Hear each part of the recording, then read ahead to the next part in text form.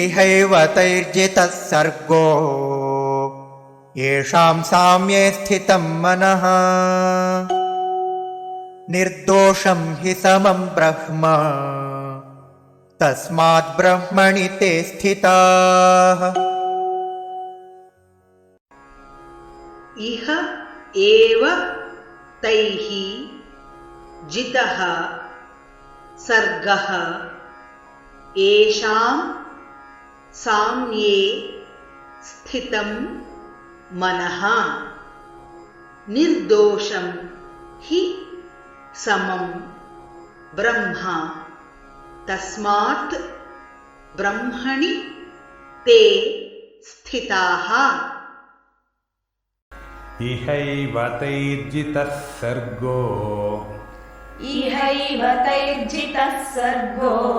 येषां साम्ये स्थितं मनः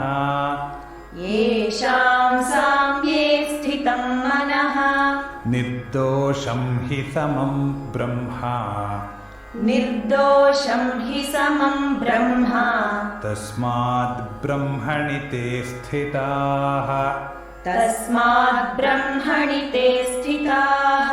इहैव तैर्जितः सर्गो येषां साम्ये स्थितं मनः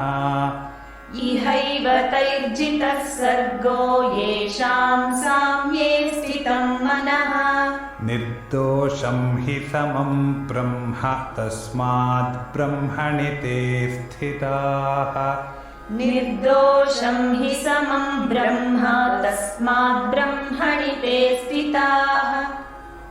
इहैव तैर्जितः सर्गो येषां साम्ये स्थितं मनः निर्दोषं हि समं ब्रह्म तस्माद् ब्रह्मणि ते स्थिताः।